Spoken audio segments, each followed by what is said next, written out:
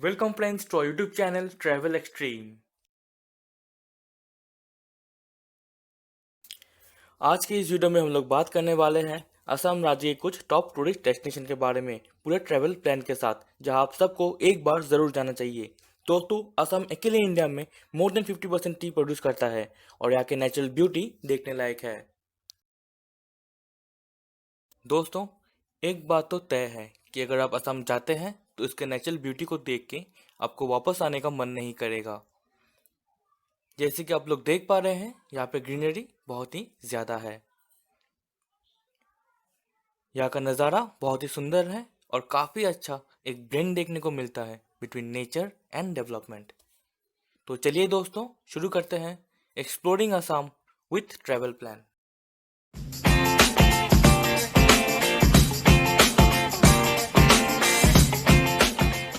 दोस्तों, असम में आप टूर की शुरुआत गुवाहाटी से कर सकते हैं। आप फ्लाइट से, ट्रेन से या फिर बस से यहाँ इजीली पहुँच सकते हैं। गुवाहाटी में सभी रेंज के होटल्स आपको मिल जाएंगे, स्टार्टिंग फ्रॉम 500 पर नाइट्स टू 15,000 पर नाइट्स तक। गुवाहाटी में आप पल्टन बाजार या फिर क्रिस्टियन बस्ती में रुक सकते हैं, क्योंकि ये दोनों ही जगह सिटी के सेंटर में उपस्थित है। आप अपनी आसाम टूर की शुरुआत कामाख्या टेम्पल से कर सकते हैं। बेस्ट टाइम सुबह के 7 से 8 बजे का है, जब भीड़ कम रहती है। आप शांति से पूजा भी कर सकते हैं। यह मंदिर महिलाओं की जन्म देने की शक्ति को दर्शाता है। यह मंदिर 51 शक्तिपीठास में से एक इम्पोर्टेंट शक्तिपीठ है। ये नीलाचल हिल में उपस्थित है। यहाँ हर साल जुलाई महीने में 3 से 4 दिन तक अम्बापूजी मेला लगता है, जब हजारों संख्या में तांत्रिक और श्रद्धालु दूर दूर से यहाँ आते हैं। फिर उसके बाद आप पूर्व तिरुपति बालाजी टेम्पल विजिट कर सकते हैं। ये NH37 ISBT बस स्टैंड के ठीक बगल में मौजूद है। ये कामाख्या टेम्पल से लगभग 16-17 किलोमीटर की दूरी पर है। यह मंदिर साल 1998 में बनाया गया था। ये साउथ इंडियन टेम्पल आर्किटेक्चर पर बेस्ड है।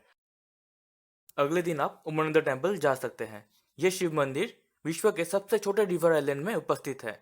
यह ब्रह्मपुत्र नदी के बीच में है। आपको इस आइलैंड में जाने के लिए उमानंद घाट जाना होगा, जो गुवाहाटी के सेंटर से सिर्फ 2 किलोमीटर की दूरी पर है। यहाँ पे आप लोकल फेरी में जा सकते हैं और फेरी की कीमत जाने और आने का सिर्फ 20 रुपए है। फिर आप वहाँ से आसाम स्टेट जू भी जा सकते हैं। ये अराउंड 7 किलोमीटर की दूरी पर है उमानंद घाट से। ये बहुत ही बड़ा और ब्यूटीफुल है। लगभग 400 एकड़ ऑफ लैंड में फैला हुआ है। ये सुबह 8 बजे से लेके शाम के 4:30 बजे तक खुला हुआ रहता है, एक्सेप्ट फ्राइडे, क्योंकि फ्राइडे को ये बंद रहता है। यहाँ की एंट्री फी 30 रुपये है। फिर उसके बाद आप श्रद्धांजलि कानन भी जा सकते हैं। ये जू के गेट से ठीक ऑपोजिट में है। It is an open air come garden. ये आपके परिवार या आपके क्लोज वंस के साथ इवनिंग वॉक या टाइम स्पेंड करने के लिए परफेक्ट प्लेस है। शाम को आप गुवाहाटी GS रोड या फिर फैंसी मार्केट से कुछ शॉपिंग भी कर सकते हैं।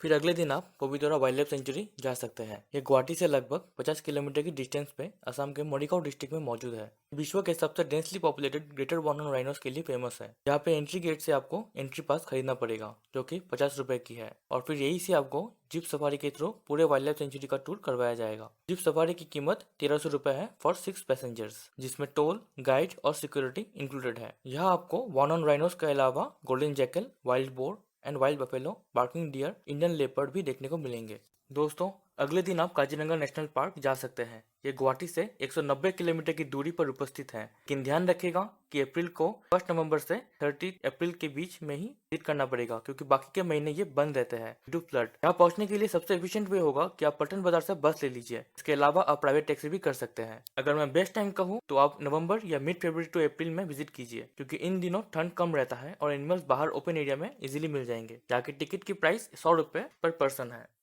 काजीरंगा नेशनल पार्क का मेन गेट NH37 पे एक छोटा सा टाउन कोहरा में सिचुएटेड है। यहाँ से असम के सारे प्रमुख शहर जैसे गुवाहाटी, तेजपुर, जोरहाट, नौगांव, शिवसागर आदि जुड़े हुए हैं। Kaziranga national park around 420 square kilometre के एरिया में फैला हुआ है। इसका अनोखा प्राकृतिक सुंदरता के कारण इसे सन 1985 में यूनेस्को के द्वारा वर्ल्ड हेरिटेज साइट घोषित किया गया था। यहाँ आपको Asiatic elephants, the swamp dear, the Asiatic wild buffalo देखने को मिलेंगे। सिर्फ इतना ही नहीं, आपको वन हॉर्न राइनो, टाइगर्स और अन्य एनिमल्स देखने को भी मिलेंगे। अगर आप बर्ड लवर्स है तो ये आपके लिए अनोखा एक्सपीरियंस होने वाला है, क्योंकि यहाँ हर साल सैकड़ों प्रजाति के माइग्रेटरी बर्ड्स आते हैं। आप यहाँ पे एलिफेंट सफारी कर सकते हैं, जो कि ऑलमोस्ट हर टूरिस्ट यहाँ आके करना पसंद करते हैं। एलिफेंट सफारी आपको सेंट्रल या फिर वेस्टर्न जोन में मिलेंगे और इसकी प्राइसिंग 900 पर पर्सन है। दोस्तों मैं आपको रिकमेंड करूंगा कि आप वेस्टर्न गेट जाएं, क्योंकि वहाँ पे टाइगर और फेमस वन ऑन राइनो मिलने की प्रोबेबिलिटी बहुत हाई है। टाइमिंग है सुबह 5:30 बजे से 7:30 बजे तक और शाम को 3 बजे से 4 बजे तक। यहाँ पे रहने के लिए भी आपको काफी खूबसूरत रिसोर्ट्स मिल जाएंगे। अगले दिन आप जोरहाट के लिए निकल सकते हैं। जोरहाट जाने के लिए कार और बस दोनों ही अवेलेबल होते हैं मेन गेट पर। जोरहाट में आप बुरुआ चारेली या फिर आईएसबीटी बस स्टैंड के पास स्टे कर सकते हैं। यहाँ पे आपको सभी तरह के होटल्स और लॉज मिल जाएंगे। फिर उसी दिन आप काकोचंग वाटरफॉल्स विजिट कर सकते हैं। वहाँ जाने के लिए आप कार रिजर्व कर सकते हैं या फिर आप वहाँ के लोकल कार रेंटल सर्विस का इस्तेमाल भी कर सकते हैं। नेक्स्ट डे आप होटल चेकआउट करके माजुली आइलैंड जा सकते हैं। बल्कि मैं तो ये कहूँगा कि अगर आप यहाँ आके माजुली आइलैंड नहीं जाते हैं तो आपका ट्रिप अधूरा रह जाएगा, क्योंकि वहाँ का नज़ारा बहुत ही खूबसूरत है। वहाँ जाने के लिए आपको आईएसबीटी बस स्टैंड से बस मिल जाएगी या फिर कार रिजर्व करके निमती घाट तक जा सकते हैं, जो जोरहाट से सिर्फ 14 किलोमीटर की डिस्टेंस पर है। वहाँ से आप फेरी से माजुली आइलैंड जा सकते हैं। फेरी की टाइमिंग सुबह 8:15 और शाम को 5:15 तक है और प्राइस केवल 15 रुपये है।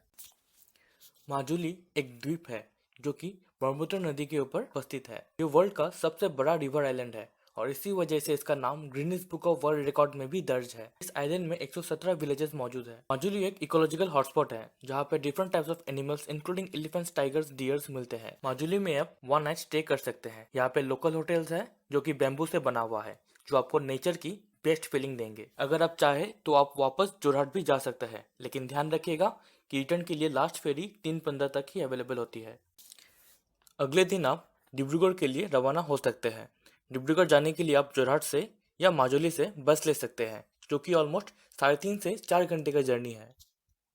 डिब्रूगढ़ में टूरिस्ट आकर्षण केंद्र में सबसे ऊपर नाम आता है जयपुर रेन फॉरेस्ट का। ये 108 स्क्वायर किलोमीटर में फैला हुआ है, लगभग पूरे साल बारिश से भरा हुआ रहता है। यहाँ आप अनेक प्राकृतिक चीजों का आनंद भी ले सकते हैं, जैसे 102 प्रजाति के ऑर्चिड्स और लंबी हॉलोंग ट्रीज जो कि 50 मीटर तक लंबे होते हैं। यहाँ आप कई तरह की प्रजाति के जानवर भी देख सकते हैं, जैसे elephants, hornbills, leopards, flying squirrels, Python, spotted deer and langurs. यह फरवरी का सेकंड वीक यात्रा के लिए सबसे अच्छा समय होता है, क्योंकि आप टूर के साथ साथ रेन फॉरेस्ट फेस्टिवल में भी भाग ले सकते हैं और इसके साथ कई एडवेंचरस गेम का भी आनंद ले सकते हैं, जैसे river rafting, camping, trekking, elephant riding and bird watching. अगले दिन आप नाहरकाटिया के लिए जा सकते हैं, जो कि डिब्रूगढ़ से 57 किलोमीटर की दूरी पर है। वहाँ जाने के लिए बस या फिर रेंटेड कार उपलब्ध है। नाहरकाटिया डिब्रूगढ़ जिले का एक वाणिज्यिक शहर है। इस जगह में कई चाय बागान और छोटे ट्रेडिशनल गांव हैं। आप शहर के नजदीक स्थित नामपखे, ससोनी गोजपुरिया, मेरी लिको टूरिज्म जैसे खूबसूरत गांव में भी जा सकते हैं। दोस्तों यहाँ पे आपका असम टूर समाप्त होता है। अगले दिन आप यहाँ से अरुणाचल प्रदेश या नागालैंड भी जा सकते हैं, जो कि डिब्रूगढ़ से बहुत ही नजदीक है, या फिर आप रिटर्न भी कर सकते हैं। रिटर्न करने के लिए बस, ट्रेन और फ्लाइट तीनों की सुविधा डिब्रूगढ़ से उपलब्ध है। वी होप कि आपको ये वीडियो पसंद आया। अगर पसंद आया तो इस चैनल को लाइक, शेयर एंड सब्सक्राइब कीजिए। और दोस्तों प्लीज़ कमेंट पे बताइए कि आप अगली कौन सी स्टेट के बेस्ट टूरिस्ट डेस्टिनेशन और ट्रैवल प्लान देखना पसंद करेंगे।